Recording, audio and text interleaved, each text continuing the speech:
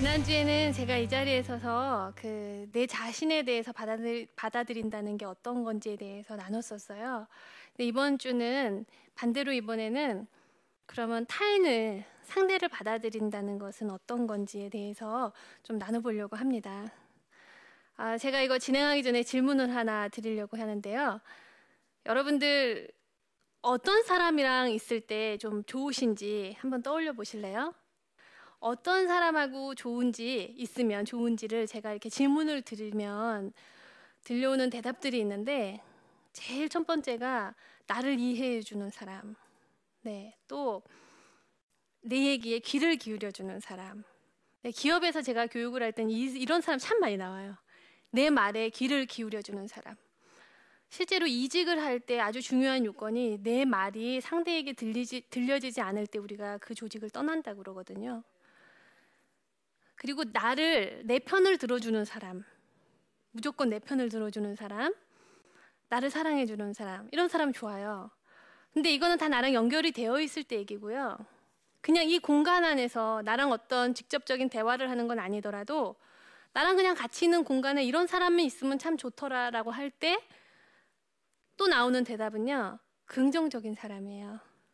이 사람이랑 있으면 이 사람 왠지 긍정적인 에너지가 좀 가득해서 같이 있으면 좀 좋아요 하는 사람 굉장히 좋아해요. 근데 만약에 내 옆에 굉장히 지금 눈물을 흘리고 슬퍼하는 사람이 있다고 한번 생각해 보세요. 우리의 감정도 어떻게 되죠? 같이 슬퍼지죠. 그리고 이 공간에서 아파서 막 배를 부여잡고 아파가지고 이렇게 쓰러져 있는 사람을 보면 우린 어때요? 걱정되고 괜찮은지 물어보잖아요. 내가 아닌데 왜 그러죠? 이건 내 일이 아니잖아요. 내 일이 아닌데 왜 우리는 슬픈 사람 옆에 있으면 같이 슬퍼지고 아픈 사람 옆에 있으면 같이 걱정이 되고 유쾌하고 긍정적인 사람 옆에 있으면 나도 왜 기분이 좋아지는 걸까요? 서로 사랑하니까 알지 못하는 존재이지만 나는 그 사람이 누군지, 어떻게 태어났고 어떻게 살았고 이름이 뭔지 어느 동네에서 왔는지조차 모르지만 우리는 연결되어 있기 때문에 그래요. 저는 그렇게 생각했어요. 하나님께서 우리를 이 땅에 보내셨을 때 혼자만 툭 던지신 게 아니라 부모님의 몸을 통해서 우리를 태어나게 하셨잖아요. 연결됐다는 거죠.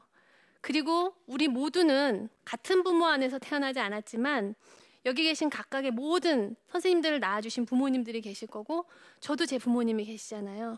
그런 공통점을 가지고 있어요. 우리는 인간들은 누구나 같이 공유할 수 있는 경험이 있어요. 그리고 그런 경험으로 연결되어 있죠.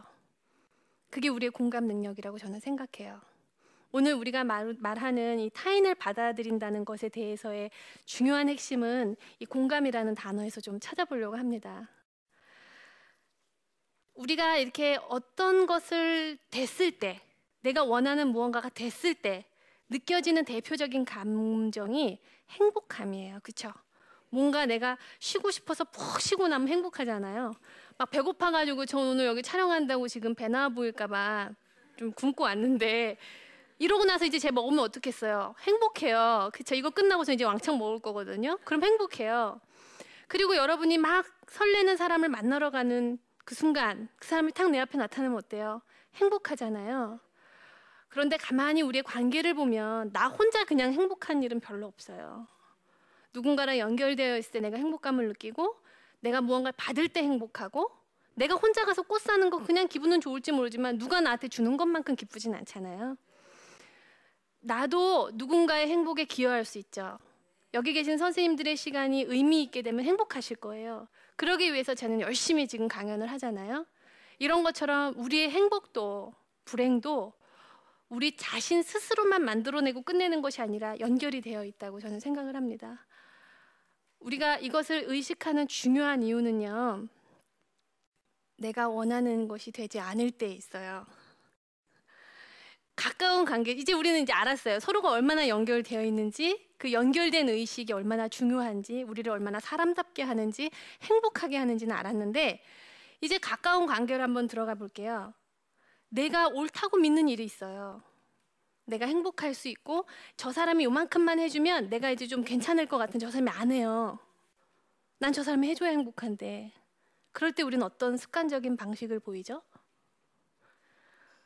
따지고 비난하고 판단하고 어떻게든지 그 사람을 고쳐야 되잖아요. 내가 행복해지기 위해선 저 사람의 노력이 필요한데 움직이지 않을 땐 우리가 할 수 있는 가장 손쉬운 방법은 후회하게 만드는 거죠. 그 행동을 하지 말 거라고 후회하게 만들어주면 우리는 원하는 걸 얻을 수 있잖아요. 그럼 행복해질 수 있나요? 제가 제 아이가 어릴 때 일이었어요. 저는 지난주에 제가 고백했지만 저는 다른 사람한테 보여주는 게 굉장히 중요한 사람이었어요. 지금도 그래요. 지금도 다른 사람한테 잘 보일 수 있는 방법이 있다면 그걸 정말 하고 싶어요. 그게 저한테 되게 중요했어요. 그리고 그것들을 내려놓는 게 참 힘들어요.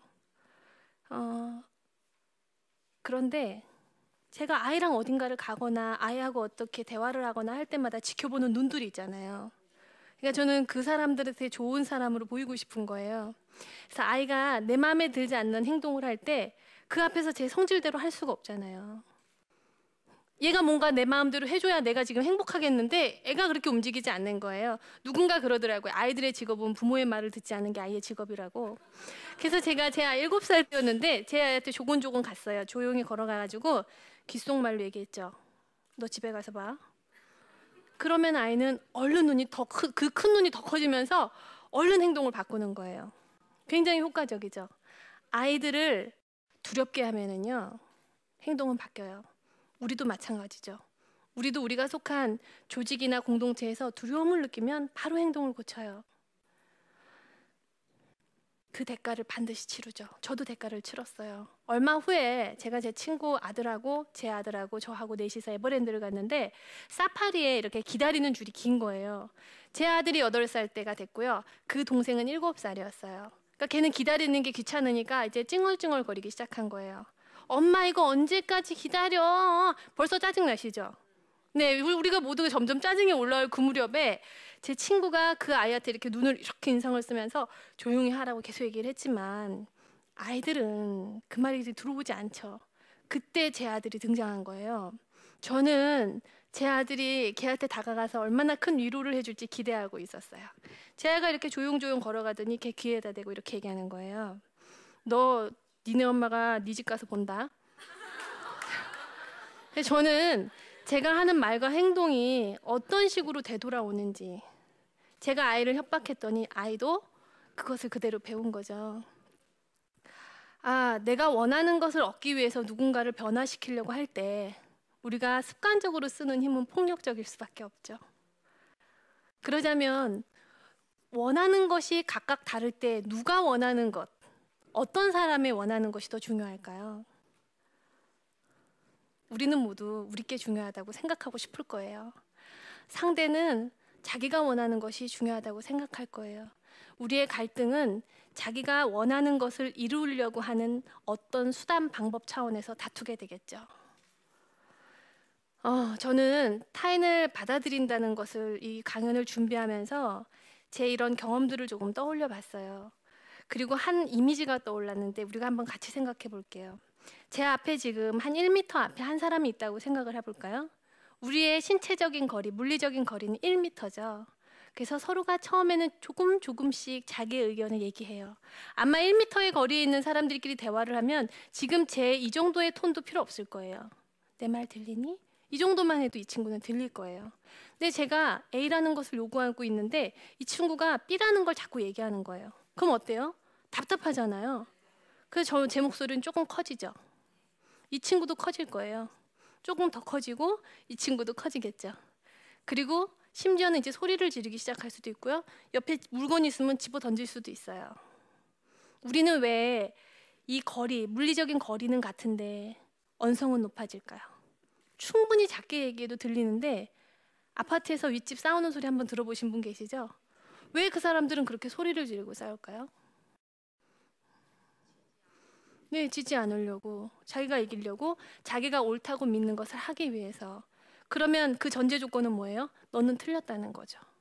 너는 틀렸으니까 내가 원하는 대로 너가 해줘야만 된다고 할 때 우리는 신체적인 물리적인 거리는 1m지만 정서적인 거리는 이미 너무나 멀리 떨어져 버렸어요. 그러니까 안 들리는 것 같은 거예요. 저 사람이 내 말을 못 알아듣는 것 같으니까 목소리는 점점 커지고 거기 있는지 확인하려고 던지고 우리의 갈등을 대하는 방식인 거죠. 여기에 우리의 연결이 될까요? 하나님께서 우리한테 주신 이 연결감이 느껴질까요? 아니면 단절이 느껴질까요? 단절이죠. 저는 이게 굉장히 중요한 핵심이라고 생각을 했어요. 그러면 타인을 받아들인다는 것의 전제 조건이 뭔지를 좀 얘기하고 싶어요. 4년 전에 제가 그 지하철을 탔어요. 저희 아이를 데리고. 근데 아무도 없었어요. 제가 앉아 있었는데 한 남성 노숙자분이 들어오셔서 제 앞에 앉았어요. 다 자리가 텅텅 폈는데 제 앞에 앉은 거예요. 저는 순간적으로 그분을 보고 아, 왜 내 앞에 앉았지? 아이, 옆 칸으로 갈까? 옆 칸으로 가면 따라오면 어떡하지? 저 사람이 나한테 오진 않을까? 헉, 나를 쳐다보네. 이건 어떡하지? 이러고 있을 때 제 아이가 제 무릎팍을 콕콕 찌르면서 이렇게 얘기를 하는 거예요. 엄마, 저 아저씨 새끼 손톱이 다른 손톱보다 길다고. 그래? 그러면 보니까 새끼 손톱이 기는데 제가 쓸데없는 소리를 자꾸 하는 거예요. 그러더니 두 번째는 엄마, 아저씨 오른쪽 무릎팍에 구멍이 뚫렸다는 거예요. 그러고 보니까 구멍이 뚫렸어요. 그리고 머리카락에 눈을 다 덮었대요. 그러고 보니까 눈이 안 보여요. 이렇게 머리카락에 다 덮었어요. 여러분, 저는 그 사람을 아까 누구라 그랬죠? 뭐를 보고 전 노숙자라고 판단했을까요? 네. 여러분, 제가 노숙자라고 했을 때 다 알아들으셨죠? 네. 제 아이는 노숙자라고 얘기했나요? 제 아이와 저의 차이가 뭘까요?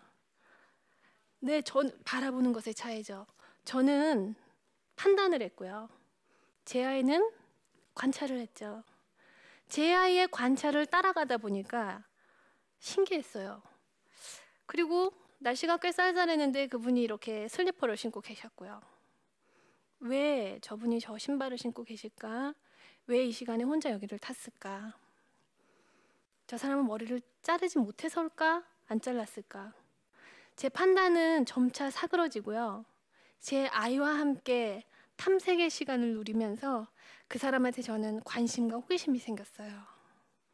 타인을 우리가 받아들이기 위해서의 전제 조건은 저는 호기심을 갖고 그 사람을 관찰하는 거라고 생각합니다. 근데 우리는 누군가를 받아들이지 못하는 나를 보면 그 첫 번째가 판단을 할 때 그런 것 같아요. 그리고 꼬리표도 붙이잖아요. 엄마는 이래야 돼. 엄마는 우리 자식한테 헌신적이어야 돼.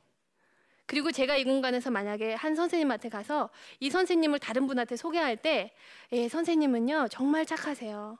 헌신적이고요. 얼마나 인내심이 뛰어난지 모르세요. 라고 하면 이분은 우리 앞에서 화도 못 내요. 네, 왜냐하면 그런 꼬리표를 제가 자꾸 붙였기 때문에 그대로 행동해야 된다고 스스로 자신을 그렇게 내재화시켜 버리기 때문에 그렇죠. 그러면 그 사람의 진짜 모습을 볼 수 있나요? 볼 수가 없죠. 그래서 타인을 받아들일 수 없게 되는 힘은 우리가 상대를 관찰하는 것이 아니라 다 안다고 생각하면서 내가 스스로 판단해 버릴 때 우리는 타인과 나는 단절되기가 쉬운 것 같습니다. 제가 이 고린도전서를 보면서 굉장히 감동을 받았었는데 그 고린도전서 4장이었을 거예요. 바울이 그렇게 이야기를 하셨죠. 우리가 누군가도 판단하지 말라고. 아무도 판단하지 마라. 그리고 나는 내 자신조차도 판단하지 않는다. 그런데 뭐라고 하셨죠? 내가 나를 판단하지 않는다는 것이 내가 의로운 것을 나타내는 건 아니다라고 하셨어요. 그러니까 우리가 잘해서 스스로를 판단하지 않는 것이 아니라 우리를 판단할 수 있는 분은 하나님밖에 없다는 거죠. 그래서 저는 가끔 제 안에서 누군가를 막 판단하고 싶은 마음이 이렇게 올라오면 그 말씀 구절을 묵상해요. 아, 내가 저 사람을 판단함으로써 나한테 이득이 뭔가. 아주 머리로 계산해봐도 답은 나와요. 제가 그 사람을 부정적으로 판단할수록 저한테 도움이 되는 건 사실상 없어요. 왜냐하면 그 사람이 미워지고 미워하면 내 마음은 더 괴롭더라고요. 그래서 판단한다는 것으로부터 우리가 좀 멀어져서 그냥 그 사람을 있는 그대로 바라볼 줄 아는 그 능력을 연습하는 것, 그게 우리가 타인을 받아들이기 위한 첫 번째 전제 조건이라고 생각을 합니다. 그러면 우리가 받는 선물이 있는데 그게 호기심이에요. 궁금해지잖아요. 그렇죠? 여러분 저를 처음에 보셨을 때 아마 판단하셨을 수도 있어요. 아, 대충 나이는 몇 살 됐겠다. 뭐 무슨 일을 했겠다. 그죠? 이렇게 딱딱딱 보여지는 것들이 있어요. 제가 아이 얘기했으니까 결혼하고 아이는 대충 몇 살이겠다 이렇게 딱 보여지는 것들이 있는데 저를 한번 관찰해 보시기 시작하면 저에 대해서 아마 궁금해지실 거예요. 왜 이 일을 했는지, 어떻게 여기에 섰는지. 예, 그게 바로 그 마음을 회복하는 것이 우리가 타인을 받아들이는 전제 조건이라고 저는 생각하고 있습니다.